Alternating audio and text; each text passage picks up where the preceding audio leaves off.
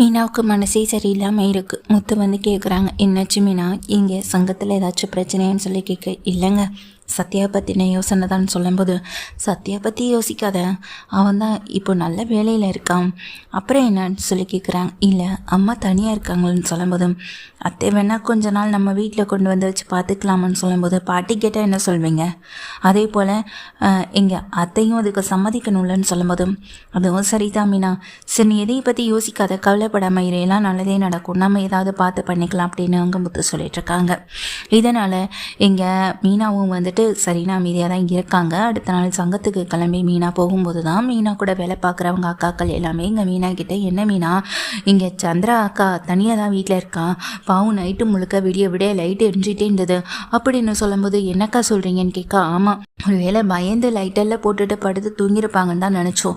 அப்போ தான் காலைல கிளம்பி வரும்போதும் சந்திராக்காட்ட கேட்டேன், அதுவும் சந்திராக்கா அதை தான் சொன்னது, சத்யா இப்போ வந்துடுவான் அப்பா வந்துடுவான்னு சொல்லுதே தவிர்த்து சத்யா அந்த பக்கம் வரவே மாட்டான், என்னாச்சு சத்யாவும் ரேகாவும் எங்கே போயிருக்காங்க, ஹனிமூன் விஷயமா ஏதாவது வெளியே போயிருக்காங்களான்னு சொல்லும்போது, இல்லை சத்யா எங்கள் ரேகாவுடைய அப்பாவுக்கு உடம்பு சரியில்லாமல் கேரளாவுக்கு போயிருக்கிறதுனால வேறு வழி இல்லாமல் சத்யா கூட போயிருக்கான்னு சொல்லிட்டு இருக்காங்க. அப்படியா, சரி இருக்கட்டும்னு சொல்லிட்டு இருக்காங்க.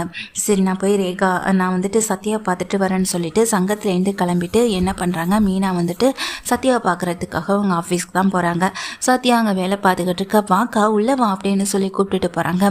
அக்கா எப்படி இருக்குன்னு சொல்லி கேட்கும்போது, நல்லா இருக்கு சத்யா, நீ இந்த அளவுக்கு இந்த இடத்துக்கு வரதை பார்த்து நான் ரொம்ப சந்தோஷமாக இருக்குன்னு எங்கள் மீனா சொல்கிறாங்க. அதே நேரத்தில் ஏண்டா சத்யா, அம்மா கூட போய் இருக்கலாம்ல, அம்மா நைட்டு முழுக்க பயந்து போயிருக்காங்க, விடிய விடிய லைட் போட்டுட்டு தான் தூங்குறாங்களா, பயந்து போய் தனியாக இருக்காங்க, அம்மா எங்ககிட்ட நீ சொல்லலை, ஆனால் அக்கம் பக்கத்தில் இருக்கவங்க எங்ககிட்ட அதை தான் சொன்னாங்க, அம்மாவை தனியாக விட்டுட்டு நீ இங்கே வந்து இருக்கிறது எனக்கு சரின்னு தோணலை அப்படின்னு சொல்லும்போது, நாங்கள் ஒன்று வேணும்னு வந்து இல்லையே, அப்பாவுக்கு உடம்பு சரியாகிற வரைக்கும் தானே, அதுக்கப்புறமா அப்பா ஊருக்கு வந்ததுக்கு பிறகு நாங்கள் வேணால் அங்கே வந்து தங்கிக்கிறோன்னு சொல்ல, இப்போ கூட உங்கள் அப்பா ஊரில் இல்லைல்ல, அவர் இங்கே உடம்பு சரியாகணும் அப்படின்றதுக்காக தானே கேரளா போயிருக்காரு, அவர் போயிட்டு வர்றதுக்குள்ளே நீங்கள் அங்கேருந்து கூட பிஸ்னஸ் பார்த்துக்கலாம்னு சொல்லிட்டு எங்கள் மீனா ரேகா கிட்டே சொல்லும்போது, அதுக்கு ரேகா சொல்கிறாங்க, எல்லாம் எங்களுக்கு தெரியும் மீனா, நாங்கள் எதுவாக இருந்தாலும் பார்த்துப்போம், எங்களுக்கு அது கூட தெரியாதுன்னு நினச்சிட்டு இருக்கீங்களா, ஆண்டி எவ்வளோ ஃபீல் பண்ணுவாங்கன்னு எங்களுக்கும் தெரியும், நான் ஆண்டி கிட்டே தொடர்ந்து பேசிக்கிட்டு தான் இருக்கேன், இது போக எங்களால் செய்ய முடிஞ்சது இவ்வளவுதான்,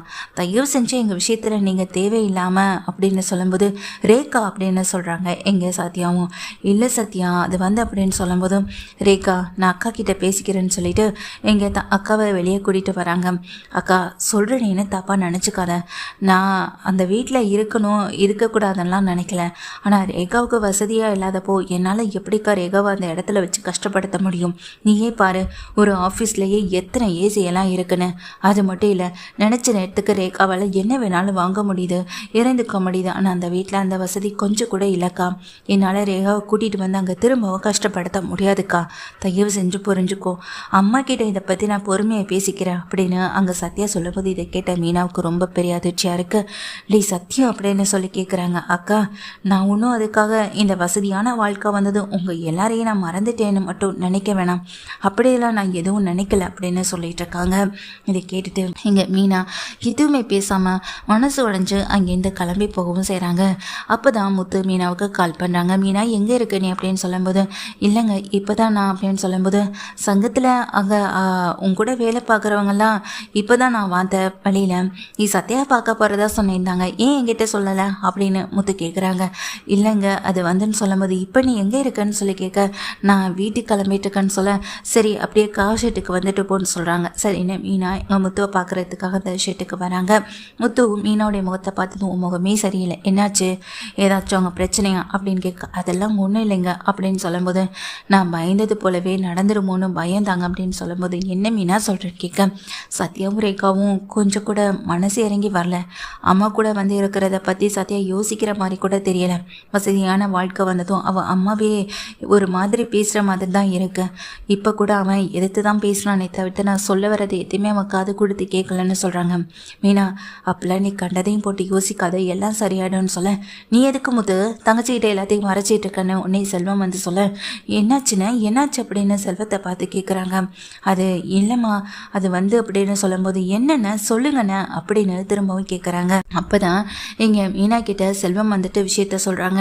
இல்லைம்மா நாங்கள் கூட இங்கே ரேகாவுடைய கம்பெனியில் தானே இங்கே முத்துவுடைய ஒரு கார் அடை வச்சு அருணுடைய அம்மா ஆக்சிடென்ட் ஆனதுக்கு 5 லட்ச ரூபா பணத்தை முத்து எனக்கு ஏற்பாடு பண்ணி கொடுத்தான் அப்படின்னு சொல்லும்போது ஆமாண்ணே அப்படின்னு சொல்லிட்டு இருக்காங்க. அந்த காரை அடமானம் வச்சு இருந்தாலும் கூட இன்னும் பணத்தை நான் தானே கட்டி முடிக்கணும். இன்னும் 5 லட்சம் பணத்தை முழுசாக என்னால் கட்டி முடிக்க முடியலை. ஆனால் மாதம் நான் எல்லா பணத்தையும் கட்டிட்டாமல் இருக்கேன். ஆனால் ஒரு மாதம் கட்டலைன்றதுக்காக சத்யாவும் இங்கே ரேகாவும் வந்து இங்கே அப்படின்னு சொல்லும்போது என்னென்ன சொல்லுங்கண்ணே அப்படின்னு சொல்லி கேட்குறாங்க. இல்லைம்மா அது வந்துன்னு சொல்லும்போது டேய் கொஞ்சம் அமைதியாக இருடான்னு சொல்ல இல்லை இதுக்கு மேலே மறைச்சி என்ன ஆக போகுது முத்து அப்படின்னு சொல்லிட்டு சத்யா வந்து பணத்தை வீட்லேயே வந்து கேட்டாமா. இப்போது இல்லைன்னு சொன்னதுக்கு இப்போது நீங்கள் மாமாவுடைய ஃப்ரெண்டாக இருக்கிறதுனால வேணா உங்களுக்கு ஒரு 2-3 நாள் எக்ஸ்கியூஸ் கொடுக்குறேன். அதுக்குள்ளே பணத்தை வந்து திரும்ப கொடுத்துருங்க. மற்றவங்களும் இதே மாதிரி பார்த்துட்டு பணத்தை டிலே பண்ணி கொடுக்க போகிறாங்க. மாமா இங்கே கேரளாலேருந்து வரத்துக்குள்ளே நான் என்னுடைய பிஸ்னஸை இன்னும் கொஞ்சம் டெவலப் பண்ணாமல் சந்தோஷப்படுவான்னு நினைக்கிறேன். அதுக்காக தான் கேட்குறேன்.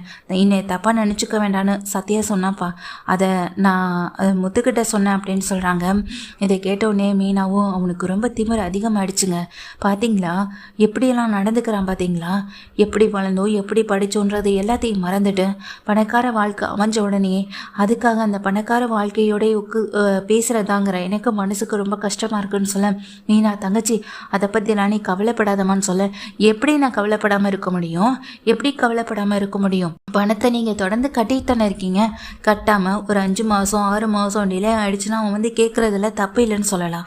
ஆனால் ரேகா சொல்லிட்டாங்க, ரேகா சொன்னதை கேட்கணுன்றதுக்காக சத்யா வந்து கேட்குறது தப்பு இல்லையான்னு சொல்லிட்டு இருங்கங்க அப்படின்னு மீனா உடனே கிளம்பி போகிறாங்க. டே ஏன்டா அப்படின்னு சொல்லிட்டு பின்னாடியே முத்து வண்டி எடுத்துகிட்டு போகிறாங்க. மீனா நேராக அங்கே ஆஃபீஸ்க்கு தான் போகிறாங்க. ஆஃபீஸில் முக்கியமான மீட்டிங் போயிட்டுருக்கு. மீட்டிங்கில் வந்துட்டு இங்கே மீனா வந்துட்டு குறுக்க போய்ட்றாங்க. போயிட்டு நீ சத்யா அப்படின்னு சொல்லும்போது அக்கா மீட்டிங் நடந்துட்டுருக்காக்கா நீ எதுக்குக்கா இங்கே வந்தேன்னு சொல்லிட்டு சத்யா கேட்க நான் உங்ககிட்ட ஒரு முக்கியமான விஷயத்தை பற்றி பேசணும்னு சொல்ல நீங்கள் ஒரு நிமிஷம் வாங்க மீனான்னு அங்கே ரேகா வந்துட்டு வெளியே கூட்டிகிட்டு வராங்க. மீட்டிங் முடிஞ்சு அவங்க எல்லோரும் கிளம்பி போன பிறகு அக்கா உனக்கு கொஞ்சமாவது அறிவு இருக்காளே, படிச்சிருந்தா தானே இதெல்லாம் தெரிய போகுது, அதனால் உனக்கு எப்படி தெரிய போகுது? மீட்டிங் நடக்கிற போது இப்படி கொஞ்சம் கூட மரியாதை இல்லாமல் நடந்துக்கிறேன், வந்தவங்களாம் என்ன நினைப்பாங்க அதெல்லாம் யோசிக்கவே மாட்டியா? இப்போ உனக்கு என்ன வேணும் அப்படின்னு சொல்லி கத்துறாங்க. சத்யா நான் ஒன்றும் உங்ககிட்ட கடன் கேட்டு போகணுன்றதுக்காகவோ இல்லை பணத்தாசை பிடிச்சி பணம் வாங்கிட்டு போகிறதுக்காகவோ வரல. இங்கே ஏற்கனவே கடன் கட்டிக்கிட்டு தானே இருக்காங்க. இங்கே செல்வானா அவர் வீடு தேடி போயிட்டு அவரை கஷ்டப்படுத்தணுமா? உனக்கு இதெல்லாம் தெரியாதா சத்யான்னு சொல்ல எனக்கு என்ன பண்ணணும்னு தெரியும். இவ்வளோ பெரிய பிஸ்னஸ் இவ்வளோ பெரிய கம்பெனியை எடுத்து நடத்திக்கிட்டு இருக்கேன். எனக்கு என்ன பண்ணணும் ஏது பண்ணணுன்றது கரெக்டாக தெரியும். அதை நீ சொல்லணுன்ற அவசியம் இல்லைன்னு இங்கே சத்யா வந்துட்டு சொல்லும்போது அதை உடனே பின்னாடி வந்த முத்து அதெல்லாம் கேட்டுட்டு டெய் சத்யா அப்படின்னு சொல்கிறாங்க. இல்லை மாமா அது வந்து அப்படின்னு சொல்லும்போது அக்காவுக்கு எதுவுமே புரிய மாட்டேங்குதுன்னு சொல்ல சத்யா இப்போது இவங்ககிட்ட சொன்னதே தான் என் முத்துக்கிட்டையும் சொல்ல முடியும். முத்து அண்ணனுக்கும் என்னது புரியவா போகுதுன்னு அங்கே ரேகா சொல்கிறாங்க. என்னம்மா நீ இப்படி பேசுகிற? கல்யாணத்துக்கு முன்னாடி வரைக்கும் நீ பேசின விதம் வேற, கல்யாணம் ஆனதுக்கு பிறகும் நீ நடந்துக்கிட்ட விதம் வேற, ஆனால் இப்போ நீ நடந்துக்கிறது ரொம்ப வேற அப்படின்னு சொல்லும்போது அப்படிலாம் நாங்கள் எப்படியும் மாற்றி நடந்துக்கலன்னு, ஆனால் எங்கள் பிஸ்னஸை நாங்கள் ஓரளவுக்கு உயர்த்தி கொண்டு போகணும்னு நினைக்கிறோம். அதில் இடையிறா இங்கே குறுக்கீடாக வந்து யாராவது நின்னாக்கவும் வரதானே செய்யும். இப்போ மீட்டிங் போயிட்டுருக்க சமயத்தில் இப்படி வந்து மீனா பண்ணுறதுனால வந்த கஸ்டமர்ஸ் எல்லாம் என்ன நினைப்பாங்க? திரும்ப அவங்களால எங்களுடைய கம்பெனிக்கு ஏதாவது நல்லது நடக்குமா இல்லையான்னு நாங்கள் யோசனை பண்ணிக்கிட்டே இருக்கணும். இதெல்லாம் தேவையான அப்படின்னு சொல்லிட்டு அங்கே ரேகா சொல்ல மீனா எங்கள் ரேகாவையும் பார்க்குறாங்க சத்யாவையும் பார்க்குறாங்க. எனக்கும் நிறைய நாலேஜ் இருக்குது, ஆனால் என்னுடைய நாலேஜ் மற்றவங்க நல்லா இருக்கணும்னு நினைப்பேன். மற்றவங்களுக்காக நான் என்னுடைய படிப்பை விட்டு கொடுத்தேன், என் வாழ்க்கையை விட்டு கொடுத்தேன். இப்படி நிறைய விட்டு கொடுத்ததுனால தான் நான் இன்றைக்கி சந்தோஷமாகவும் இருக்கேன். அதே சமயத்தில் உங்களை மாதிரி அம்மாவை விட்டு கொடுத்துடலாம் என்னால் வாழ முடியாது. இங்கே பார் சத்யா உன்னால் அம்மா பார்த்துக்க முடியலைன்னா சொல்லிவிடு. அம்மாவை நானோ இல்லை சீதாவை கூட்டிகிட்டு போய் நல்லாவே பார்த்துப்போம் அப்படின்னு சொல்ல அக்கா நான் என்ன பேசுகிறேன் நீ என்ன பேசிக்கிட்டு இருக்கேன்னு சொல்ல உன்னால் ஒரு அம்மாவுக்கு வந்துட்டு ஃபோன் பண்ணி பேச முடிஞ்சுதா? சரிடா உன்னால் இங்கேருந்து கிளம்பி போய் பார்க்க முடியல, ஃபோன் பண்ணி பேசக்கூடாவா நேரம் இல்லைன்னு சொல்லும்போது இல்லை மீனா நான் என்ன சொல்ல வரேன்னு கேளுங்க. நாங்கள் ரேகா சொல்லும்போது போதும் ரேகா, ஒரு ஃபேமிலியாக உங்கள் எல்லாரையும் குடும்பத்தோட நான் வாழணும் அப்படின்னு நினச்சி தான் இந்த வீட்டுக்குள்ளே வந்தேன்னு நீ கல்யாணம் ஆன புதுசில் சொன்னேன். ஆனால் இப்போ நீ அந்த மாதிரி யோசிக்கிற மாதிரி தெரியல. உன்னோட ஃபேமிலி கூட நீ வாழணும்னு ஆசைப்படுற மாதிரி தான் எனக்கு தோணுது. நீ உன் அம்மா அப்பான்னு அவங்க கூட நீ பேசக்கூடாது வாழக்கூடாதுன்னு நான் சொல்லலை. அதே நேரத்தில் எங்கள் அம்மாவையும் நீங்கள் கவனிச்சுக்கொள்ளணும்ல அப்படின்னு சொல்லும்போது, என்ன மீனா, அது பசங்க மட்டும்தான் பார்த்துக்கணுமா இல்லையா, பொண்ணுங்களுக்கும் அந்த கடமை இருக்குல்ல அப்படின்னு சொல்லிட்டு அங்கே ரேகா சொல்லும்போது, அந்த கடமை எங்களுக்கு நிறையவே இருக்குது, அதை விட கோவம் அதிகமாகவே இருக்குது. அதனால தான் நான் இங்கே வந்து கேட்க வந்தேன். டேய் சத்யா, ஒன்று மட்டும் புரிஞ்சுக்கோ, எதுவுமே வாழ்க்கையில் நிரந்தரம் இல்லை. வசதியான வாழ்க்கை இன்னைக்கு இருக்குன்னா நாளைக்கு அந்த வாழ்க்கை அடையோட மாறலாம். நாளைக்கு அந்த வாழ்க்கை எங்களுக்கு இல்லாமல் இருந்தால் மறுநாள் எங்களுக்கு அந்த வாழ்க்கை வசதியான வாழ்க்கை அமையலாம். ஆனால் எப்போ எந்த வசதி வந்தாலும் நாங்கள் எதையுமே மறக்காமல் நேர்மையாகவே தாண்டா இருப்போம் அப்படின்னு சொல்லிட்டு சத்யா முகத்தில் கறியை பூசிட்டு அந்த இடத்த விட்டு மீனா கோவமாக போக, முத்துவும் வந்துட்டு சத்யாவை முறைச்சி பார்த்துட்டு ரேகாவையும் ஒரு முறைச்சிட்டு தான் அந்த இடத்த விட்டு வெளியே வரவும் செய்கிறாங்க. என்ன மீனா, நீ பாட்டுக்கு வந்து சத்யாவை என்னென்னமோ பேசிட்டேன்னு சொல்லும்போது, அவன் பேசினது மட்டும் சரின்னு சொல்கிறீங்களா, படிக்கலை அப்படி இப்படின்னு சொல்கிறானே, நான் படிக்காமன்றதுக்கு காரணம் என்னங்க, தம்பி தங்கச்சி இவங்க நல்லா படிக்கணுன்றதுக்காக தானே நான் என்னுடைய படிப்பை விட்டேன், அதுக்கு காரணம் என்னங்க இப்படி பேசிக்கிட்டு இருக்கான் அப்படின்னு சொல்லும்போது, மீனா நீ வருத்தப்படாத, அவனுக்கு இந்த வசதியான வாழ்க்கை கிடைச்சதுனால அவன் இப்படி பேசுகிறான், தயவு செஞ்சு நீக்காக இதுக்கும் வருத்தப்படாதன்னு சொல்லும்போது மீனா கலங்கி அழுகிறாங்க. எங்கள் முத்து மேலே சாஞ்சுக்கிட்டு, சத்யா கிட்டேருந்து நான் இதை எதையுமே எதிர்பார்க்கலைங்க, வசதி பணம் நகை இங்கே வேலைன்னு எல்லாமே அவனுக்கு கிடைக்கிறதுனால தான் இப்போ நாங்கள்லாம் ஏளனமாக போயிட்டோம்ல, நம்மக்கிட்ட அந்த பணம் இல்லாததுனால தானே இப்போ என்னை மதிக்காமல் பேசுகிறான் அப்படின்னு சொல்லிட்டு மீனாவும் சொல்லும்போது, ஒரு நாள் நாமளும் உயர்ந்த இடத்துக்கு வருவோம் அப்படின்னு மீனா சொல்லும்போது, அப்போல்லாம் நான் இந்த மாதிரி யார்கிட்டையும் நடந்துக்க மாட்டேங்க, இப்போ இந்த மீனா எப்படி சாதாரணமாக இருக்காலும் நான் எவ்வளோ பெரிய இடத்துக்கு வந்தாலும் அதே மீனா அப்படியே தான் இருப்பேன்னு சொல்ல, எனக்கு உன்னை பற்றி தெரியாதா மீனான்னு முத்து மீனாவை சமாதானப்படுத்திட்டு இங்கே இந்த மீனாவை கூட்டிகிட்டு முத்துவும் வந்துட்டு கிளம்பி போகிறாங்க. அந்த சமயத்தில் தான் இங்கே செல்வம் வந்துட்டு எனக்கு சவாரி வந்திருக்குடா அப்படின்னு சொல்லும்போது, சரிடா அப்படின்னு சொல்லிட்டு இங்கே முத்துக்கிட்ட சொல்லிட்டு இருக்கும்போது, சவாரி இங்கே இல்லை கேரளா வரைக்கும் போக வேண்டியது இருக்குன்னு சொல்கிறாங்க. அப்படியா, சரி கேரளா வரைக்கும் போயிட்டு வரதெல்லாம் சந்தோஷமான விஷயந்தான், சரி நீ போயிட்டு வா அப்படின்னு சொல்லும்போது, எனக்கு அவ்வளோ தூரம் போக முடியுமான்னு தெரியலை, நீ வேணா இந்த எடுத்துக்கிறியான்னு சொல்லி கேட்குறாங்க.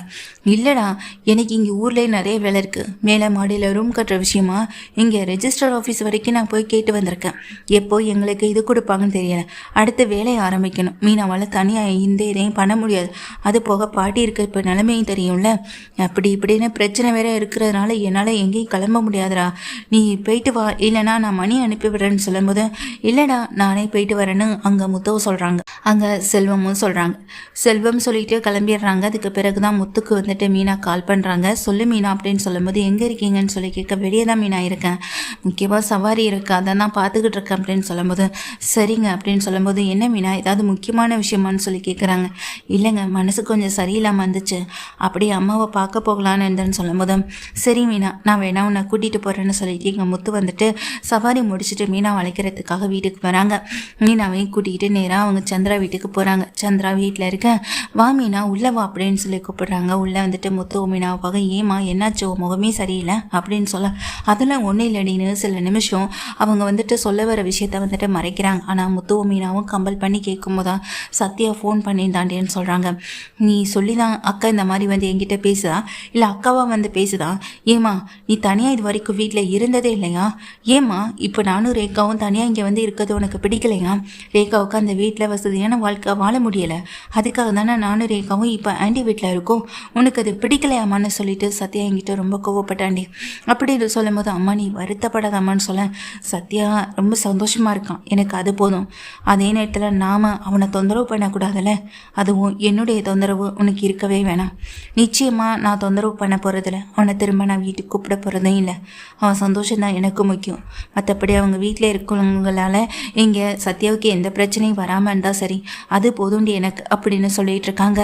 அதை கேட்டதும் இங்கே முத்துவும் மீனாவும், மா நீங்கள் அதெல்லாம் பற்றி யோசிக்க வேணான்னு இங்கே மீனாவும் சொல்லும்போது, அத்தை இப்போ நீங்கள் எதுக்கு ஃபீல் பண்ணீங்கன்னு சொல்ல, நான் கவலைப்படலம்மாமா, நான் கவலைப்படல மாப்பிள்ள, ஆனால் எனக்கு சின்ன வருத்தம் தான் அப்படின்னு சொல்லும்போது, உங்களுக்கு என்ன வருத்தம்? உங்கள் பையன் நான் இருக்கு, உங்களை நான் பார்த்துக்க மாட்டேன் நான் முத்து சொல்லும்போது, சந்திரா கண்கலங்கி மீனா தோல் மேலே செய்ய, அம்மாவை தனியாக விட்டு போகிறது சரியாக இருக்குமான்னு தெரியல, நம்ம வீட்டுக்கே கூட்டிகிட்டு போகலான்னு சொல்லிட்டு மீனா என்ன பண்ணுறாங்க, சந்திராவை கட்டாயப்படுத்தி இங்கே முத்து கூட வந்துட்டு கூட்டிகிட்டு கிளம்புறாங்க.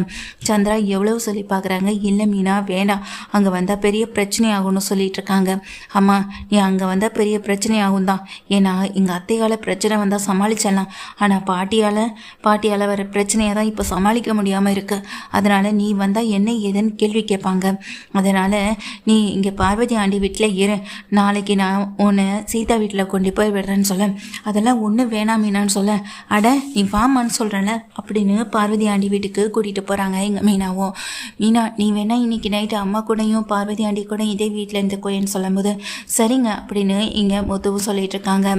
சரின்னு மீனாவை விட்டுட்டு அவங்க அம்மாவை பார்வதி ஆண்டி வீட்டில் விட்டுட்டு அங்கேருந்து போக, பார்வதி இதெல்லாம் நினச்சி ரொம்ப வருத்தப்படுறாங்க.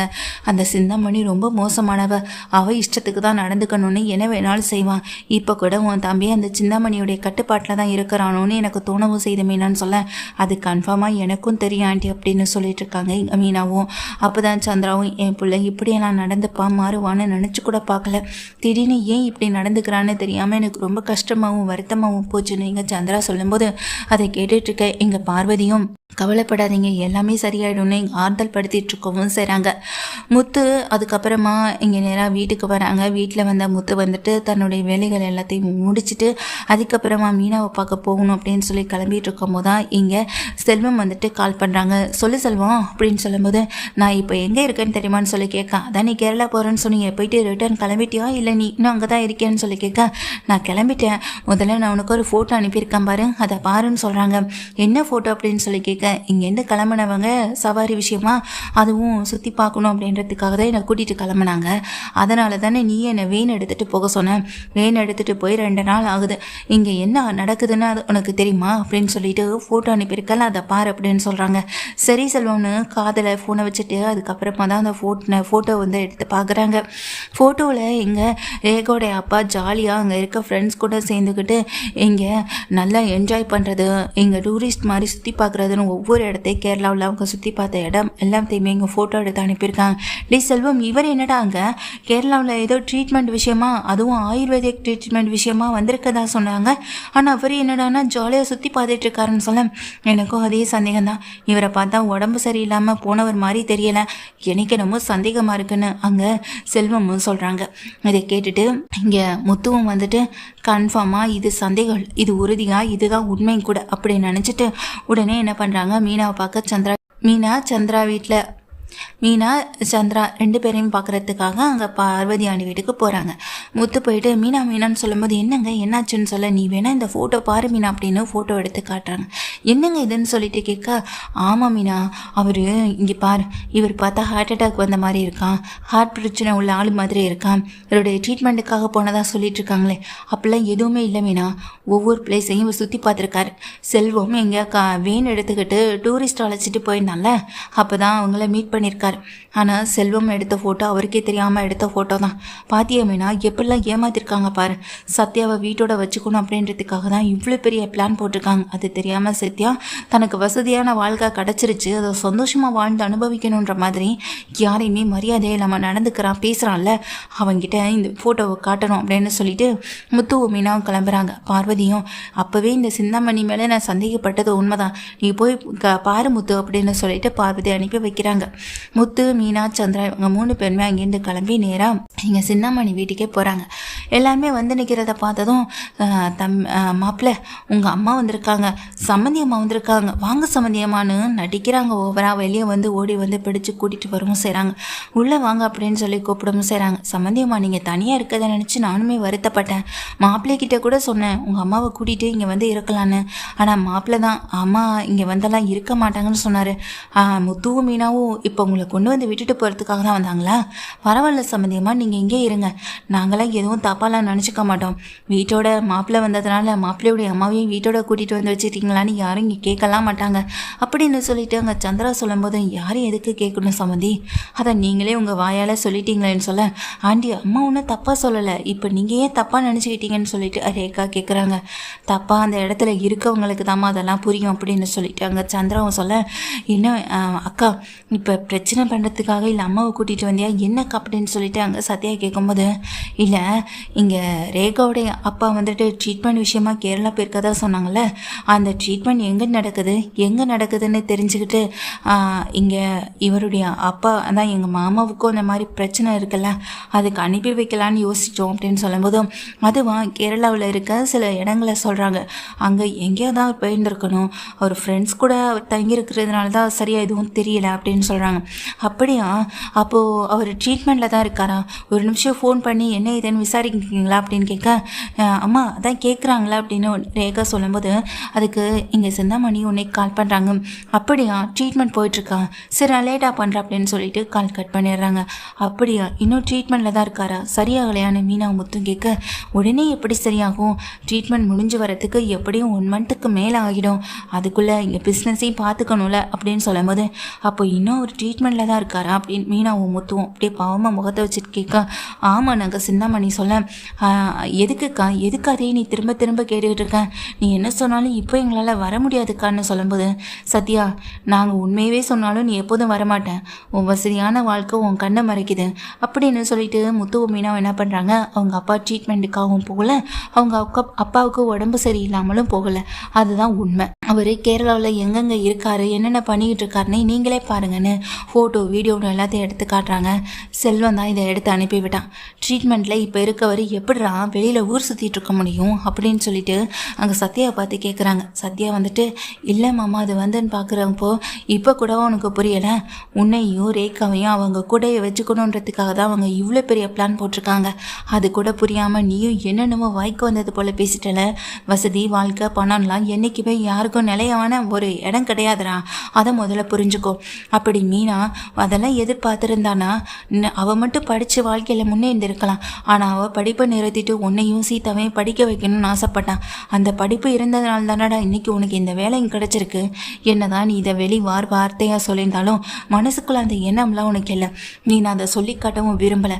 ஆனால் நீ பெத்த அம்மாவே வந்துட்டு மதிக்காமல் இந்த மாதிரியான ஒரு இடத்துல வந்து இருக்கிறதா எங்கள் எல்லாருக்குமே ரொம்ப வருத்தமாகவும் இருக்குன்னு சொல்லும்போது, அம்மா இவங்க சொல்கிறதெல்லாம் உண்மையா சொல்லுங்க மாமி அப்படின்னு கேட்குறாங்க. இல்லை ரேகா அது வந்துன்னு சொல்லும்போது, அப்பாவுக்கு எதுவுமே இல்லை, அப்போது எல்லாமே ட்ராமா தானே, ட்ராமா பண்ணி தான் எங்கள் 2 பேருமே இங்கே கூட்டிகிட்டு வந்தீங்களான்னு ரேகா கோவப்பட்டு கத்தவும் செய்கிறாங்க.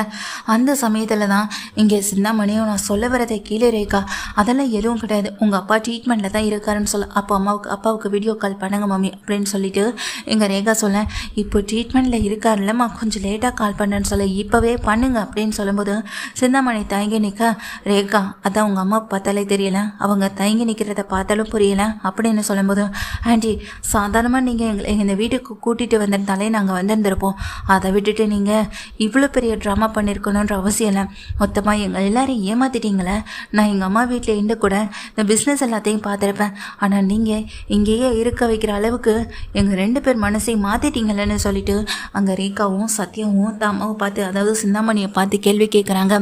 சிந்தாமணியும் எதுவுமே பேசாம நிற்க, சத்யா 1000 விஷயங்கள் நீ என்ன தான் சொன்னாலும் நீ பண்ணது ரொம்ப பெரிய தப்பு, உன்னுடைய தப்பை இப்போ இல்லை நான் எப்போதுமே மன்னிக்க போகிறதும் இல்லை, நீ அம்மா கிட்ட மன்னிப்பு கேட்கலாம், அம்மா அதை ஈஸியாக மன்னிச்சிடலாம், பையன் தானே அவன் என்ன தப்பு பண்ணிட்டான்னு, ஆனால் அது எவ்வளோ பெரிய கஷ்டத்தை கொடுத்துருக்கும் வழியை கொடுத்துருக்குன்னு கொஞ்சமாக அதை யோசிச்சு பார்த்தியா, பெத்த அம்மாவை கூட இந்த பார்த்துக்கிறதுல ஒன்றும் தப்பு இல்லைம்மா, அவங்க உண்மையாகவே உங்ககிட்ட இருக்கிறாங்களா நடிக்கிறாங்களான்றதை தெரிஞ்சுக்கிட்டு தான் இருக்கணும், அவங்க இருக்கிறது ஒரு நடிப்பு, உன்னையும் சத்யாவையும் இங்கே வச்சுக்கணும்னு போடப்பட்ட ஒரு ட்ராமா அப்படின்னு சொல்லும்போது அதுக்கு ரேகாவும் சத்யாவை பார்க்குறாங்க. சத்யா சொல்கிறாங்க, அக்கா இப்போ இருக்க பிஸ்னஸ் சுச்சுவேஷனுக்கு என்னால் அப்படின்னு சொல்லும்போது, எனக்கு தெரியும்டா சத்யா பணம் கண்ணை மறைக்குது, வசதியான வாழ்க்கை உன் எண்ணத்தை மறைக்குது, எல்லாமே மறைச்சாலும் ஆனால் நீ ஒரு நாள் உண்மையே புரிஞ்சுப்பா அப்படின்னு அங்கே மீனா சொல்லிகிட்டு இருக்கும் போதே இங்கே ஒரு சத்யாவுக்கு ஃபோன் வருது. என்ன சார் சொல்கிறீங்க அப்படின்னு ஷாக்காகி கேட்குறாங்க. ஆமாம் சார், அது நிறைய பிரச்சனை, இதுக்கு முன்னாடி நீங்கள் கம்பெனி எடுத்து நடத்துறதுக்கு முன்னாடியே அவங்க அப்பாவால் நிறைய பிரச்சனை சமாளிக்க முடியாமல் இருந்துச்சு. இப்போ அது திரும்பவும் பூகம்பம் மாதிரி கிளம்பிடுச்சு. சொல்லப்போனால் அவங்க மொத்த கம்பெனிக்கும் சீல் வைக்கிற அளவுக்கு கூட வந்துடுச்சு அப்படின்னு சொல்ல, சார் அப்படிலாம் எதுவும் நடந்துடக்கூடாது, அவர் ஊர்லேருந்து வரத்துக்குள்ளே நான் என் பிஸ்னஸை கொஞ்சம் பெருசுப்படுத்தணும்னு நினச்சேன் அப்படின்னு சொல்ல, சரி சார் இதுக்கு மேலே என்னால் இதுக்குள்ள பேசுகிறதுக்கு எதுவுமே இல்லைன்னு சொல்லிட்டு ஃபோன் வச்சிடறாங்க. என்னாச்சு சத்யான்னு சொல்லும்போது, உங்கள் அப்பாவும் உங்கள் அம்மாவும் கம்பெனியை ரன் பண்ணும்போது ஏற்பட்ட பல பிரச்சனைகளுக்கு தீர்வு கிடைக்காமலே இருக்கிறதுனாலையும் பல பேர் இந்த கம்பெனி மேலே கம்ப்ளைண்ட் கொடுத்துருக்காங்கன்றதுனாலையும் திரும்ப அது பூதகரமாக வெடிக்க ஆரம்பிச்சிருச்சுன்றதுனாலையும் சீல் வைக்கணும்னு சொல்லி நோட்டீஸ் அனுப்பியிருக்காங்களா, அதை தான் இங்கே கம்பெனிலேருந்து ஃபோன் பண்ணி சொல்லியிருக்காங்கன்னு சொல்லும்போது இதை கேட்ட ரேகா அப்படியே உடஞ்சி போய் நிற்கிறாங்க. அதை பார்த்துட்ருக்க முத்து மீனா, உன்னுடைய கஷ்டத்தில் சந்தோஷப்படுற ஆட்கள் நாங்கள் கிடையாதுரா சத்யா. நீ வாழ்க்கையில் முன்னேறணும்னு நினச்சா முதல்ல சந்தோஷப்படுறது உங்கள் அக்காவும் உங்கள் அம்மாவும் மட்டும்தான். அதே நேரத்தில் நீ கஷ்டப்படுறதுக்கு முன்னாடி அவங்க துவண்டு வந்துடுவாங்க. அந்தளவுக்கு உன் மேலே அன்பையும் பாசத்தையும் வச்சுருக்காங்க. ஆனால் நீ தான் அதை புரிஞ்சுக்காமல் நடந்துக்கவும் செய்கிறேன். நீ நான் கிளம்பலாம், அத்தை வாங்க போகலாம் அப்படின்னு சொல்லும்போது, மாமா என்னை மன்னிச்சிருங்க அப்படின்னு சத்யா ஓடி வந்து காலில் விழுகிறாங்க. கூடவே ரேகாவும் அங்கே சிந்தாமணி என்ன பண்ணுறதுன்னு தெரியாமல் துடிச்சு போய் நிற்க, இந்த கம்பெனி இல்லைனா என்ன சத்யா, இதை விட உனக்கு நல்ல வேலை கிடைக்காதான்னு சொல்லிட்டு இங்கே முத்து சொல்லவும் செய்ய, மீனா எதுவும் பேசலாம்.